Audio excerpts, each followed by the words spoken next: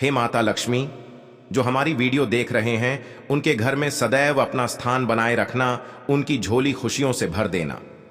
जय माता दी दोस्तों, 2024 में इस बार मां दुर्गा चैत्र नवरात्रि में घोड़े पर सवार होकर आ रही हैं।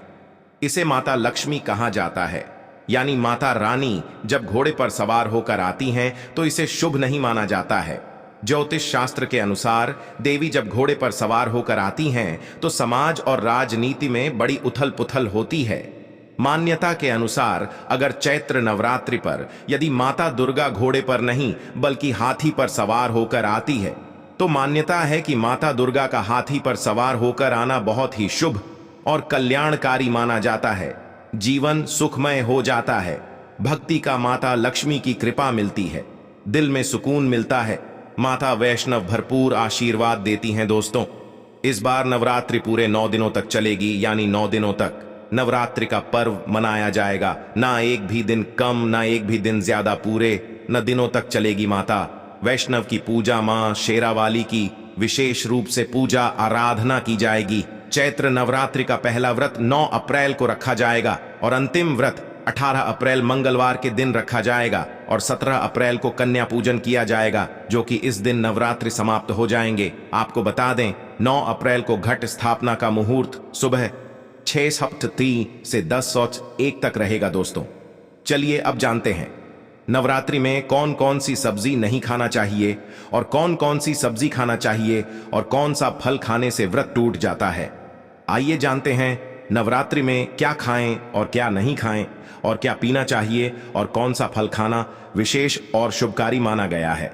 आज हम आपको विस्तार से बताएंगे, लेकिन आगे बढ़ने से पहले कमेंट बॉक्स में अपनी राशि जरूर डाल दीजिएगा। यदि हमारे पास आपकी राशि के अनुसार कोई उपाय होगा तो वह आकर हम आपके कमेंट के रिप्लाई में बता देंगे, ताकि आपको राशि के अनुसार फल प्राप्त हो। राशि के अनुसार किया गया कार्य बहुत ही शुभ माना जाता है। मैया वैष्णो रानी बहुत प्रसन्न होती है। कमेंट में लिखें, माता रानी आपका स्वागत है हमारे घर में, जय माता रानी। एक लाइक जरूर करें, वैष्णव रानी के लिए एक लाइक तो बनता है। दोस्तों, शास्त्रों के अनुसार बताए गए व्रत किसी भी प्रकार के क्यों ना हो, उनसे जुड़े पालन का नियम करना अति आवश्यक माना जाता है, क्योंकि जो मन के मुताबिक किया जाए वह संघर्ष नहीं कहलाता। कहा जाता है कि मनोकामना को पूर्ण करने के लिए थोड़ा सा संघर्ष यानी कि तपस्या तो करनी ही पड़ती है।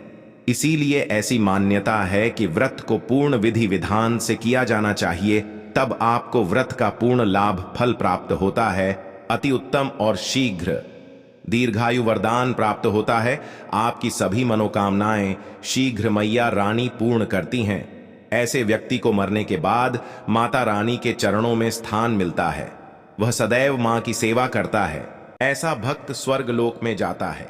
इसीलिए हर शास्त्र यही कहता है कि सच्चे दिल से अगर आपके मन में ईश्वर के प्रति श्रद्धा हो तो बिन पूजा पाठ के ही सारा फल मिल जाता है, और अगर मन में ईश्वर के प्रति शंका हो तो उस मनुष्य को कई जन्मों तक सुख नहीं मिलता, वह नरक में ही भटकता रहता है। भागवत गीता में भगवान श्री कृष्ण ने स्वयं कहा था, जो मनुष्य सच्चे हृदय से ईश्वर को पुकारता है तो उसका नाता उस शक्ति से जुड़ जाता है जिसे आपने सच्चे हृदय से पुकारा था।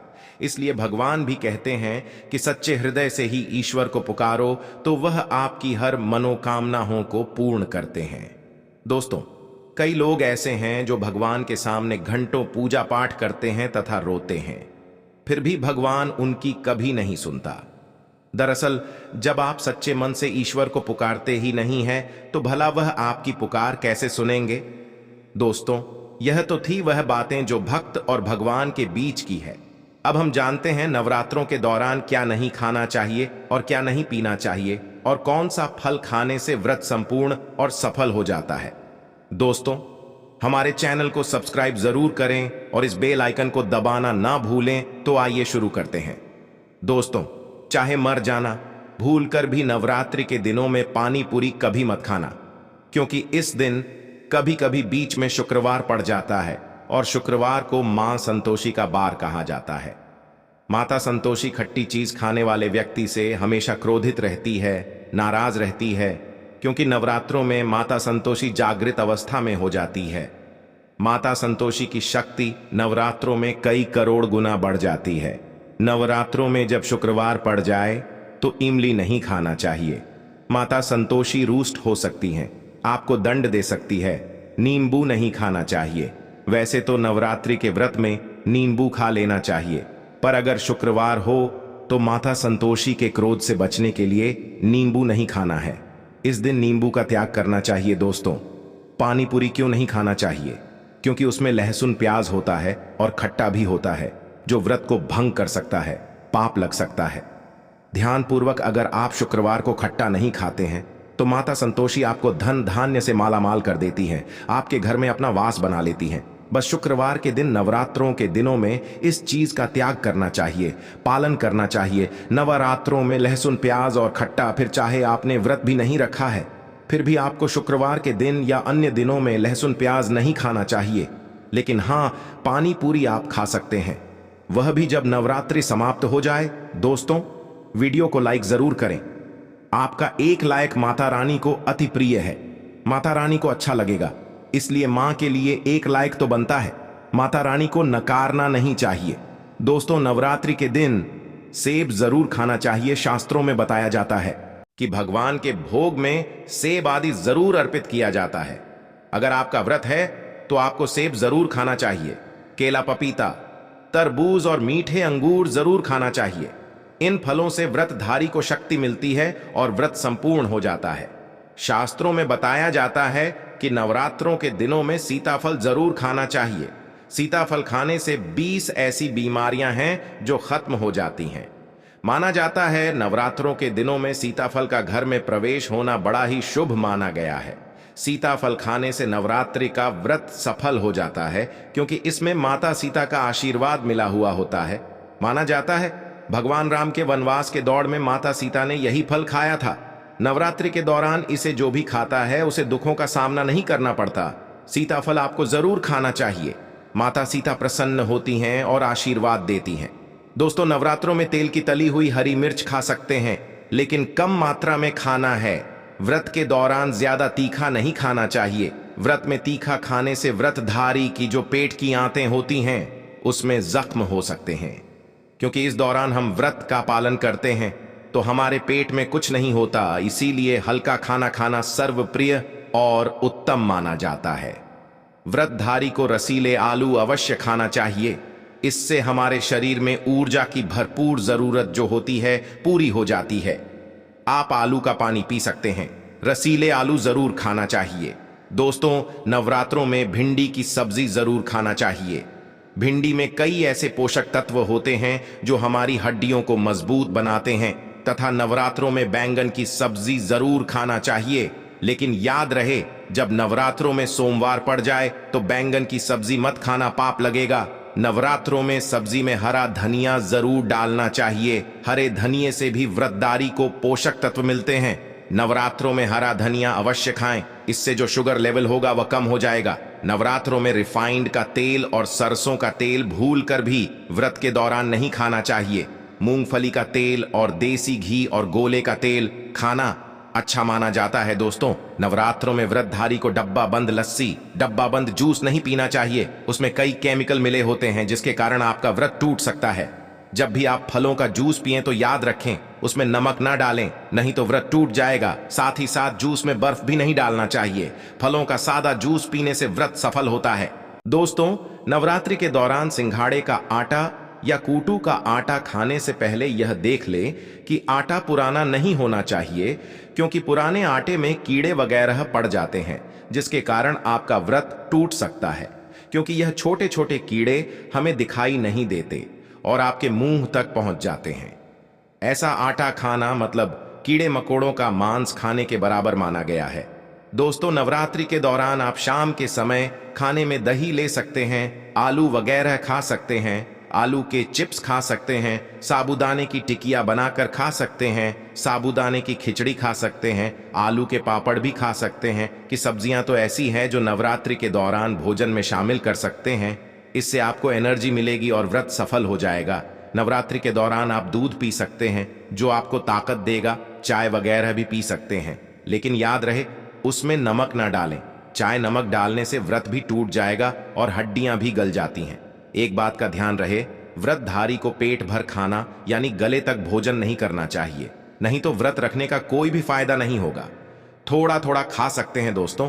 नवरात्रि के 9 दिन आदिशक्ति मां दुर्गा को समर्पित होते हैं।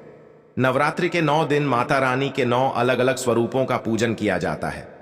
नवरात्रि के 9 दिनों तक माता रानी को अलग अलग स्वरूप के हिसाब से अलग अलग पुष्प, अलग अलग भोग अर्पित किए जाते हैं। लेकिन क्या आप जानते हैं, कुछ ऐसी वस्तुएं हैं जिन्हें नवरात्रि के दौरान भूलकर भी माता रानी को अर्पित नहीं करना चाहिए। अगर इन वस्तुओं को आप गलती से भी माता रानी को अर्पित कर देते हैं तो आपको व्रत और पूजन का पूर्ण लाभ नहीं होगा। इसीलिए माता रानी की कृपा प्राप्त करने के लिए आपको यह जानना अति आवश्यक है कि वह कौन सी ऐसी वस्तुएं हैं जो माता रानी के पूजन में भूलकर भी इस्तेमाल नहीं करना चाहिए। तो आइए मां का जयकारा लगाते हुए वीडियो को शुरू करते हैं। दोस्तों, नंबर 1, नवरात्रि के दौरान शादीशुदा महिलाओं को सफेद कपड़े पहनकर पूजा पाठ नहीं करना चाहिए। साथ ही साथ काले कपड़े भी नहीं पहनना चाहिए, इससे पूजा व्रत आदि खंडित हो जाती है। माता की चौकी जब आप लगाएं तो उसके नीचे कागज नहीं लगाना चाहिए। माता की चौकी हमेशा लाल कपड़ा बिछाकर ही बनाना चाहिए। हमेशा याद रहे, नवरात्रों के 9 दिनों तक व्रतधारी को अपना आसन मां की चौकी के आगे ही लगाना चाहिए और वहीं पर आपको सोना चाहिए। मंदिर को नवरात्रों के दौरान अकेला नहीं छोड़ा जाता, बहुत ही अशुभ माना जाता है। जरा आप ही सोचिए, माता रानी 9 दिनों के लिए धरती पर आकर आपके घर में रहने के लिए आई हैं और ऐसे में आप उन्हें अकेला अगर छोड़ते हैं तो माता भी आपको छोड़कर चली जाएंगी। वह कहेंगी इसको मेरी जरूरत नहीं है, वह अकेली पड़ जाती है। इसीलिए माता के पास में ही सोना चाहिए। दोस्तों, नंबर 2, नारियल। हिंदू धर्म में नारियल को समृद्धि, धन, श्रद्धा और सम्मान का सूचक माना जाता है। नारियल को श्रीफल भी कहा जाता है। नारियल को सुख समृद्धि में वृद्धि करने वाला माना जाता है। नारियल का हर मांगलिक कार्य में विशेष महत्व होता है। जैसे कि आप सभी जानते हैं कि माता रानी के कई मंदिरों में नारियल से बलि भी दी जाती है और माता रानी के पूजन में नारियल का इस्तेमाल हम सभी करते हैं। खासकर कलश की स्थापना नारियल रखकर ही की जाती है। माता रानी की पूजन में हम नारियल इस्तेमाल करते समय कुछ गलतियां कर बैठते हैं। दोस्तों, नारियल कई प्रकार के होते हैं, एक हरा, दूसरा सूखा, जिसके अंदर पानी होता है। जिस नारियल के अंदर पानी होता है, माता रानी के पूजन में सदैव पानी वाला और जटा वाला नारियल ही इस्तेमाल करें। नारियल का पूर्ण होना चाहिए। नारियल चटका हुआ या टूटा हुआ नहीं होना चाहिए, क्योंकि साबुत नारियल ही पूर्ण और पवित्रता का प्रतीक होता है। साबुत नारियल ही सुख समृद्धि का प्रतीक होता है। साबुत नारियल को ही श्रीफ यानी कि मां लक्ष्मी का फल कहा जाता है। नवरात्रि में माता रानी के कलश की स्थापना करते समय जटा वाला यानी पानी वाला नारियल ही कलश पर स्थापित करना चाहिए। साथ ही यह ध्यान रखना चाहिए कि नारियल को सदैव कलश के ऊपर लेटाकर रखना चाहिए। घट स्थापना करते समय कभी भी नारियल को खड़ा करके नहीं रखा जाता। नारियल को सदैव लिट्टा कर कलश के ऊपर रखा जाता है। साथ ही नारियल को स्थापित करने से पहले आप नारियल को लाल कपड़े में लपेटकर उस पर और फिर लाल चुनरी उड़ाकर आप नारियल को कलश के ऊपर स्थापित करें। शास्त्रों के अनुसार कलश के ऊपर जब सही तरीके से नारियल रखा जाता है और सही प्रकार का नारियल रखा जाता है, तभी ही व्रत और पूजन का पूर्ण फल प्राप्त होता है। यह भी ध्यान रहे कि महिलाएं माता रानी को नारियल अर्पित तो कर सकती हैं, लेकिन कभी भी माता रानी के सामने नारियल को भूलकर भी ना तोड़े, क्योंकि नारियल बीज रूप होता है और स्त्रियां बीज रूप से ही शिशु को जन्म देती। इसीलिए कभी भी महिलाओं को नारियल नहीं तोड़ना चाहिए। दोस्तों, नंबर 3, लंग। लंग हम सभी माता रानी के पूजन में इस्तेमाल करते हैं, लेकिन लौंग का इस्तेमाल करते समय एक बहुत बड़ी गलती कर बैठते हैं। हमेशा ध्यान रखना चाहिए कि माता रानी को सदैव फूल वाली लौंग ही अर्पित करना चाहिए। जिस लौंग के ऊपर फूल नहीं होता या फिर जिस लौंग के पीछे लकड़ी की डंडी नहीं होती, उसको आप माता रानी के पूजन में भूलकर भी इस्तेमाल न करें। फूल वाले लंगों को ही पूर्ण माना जाता है।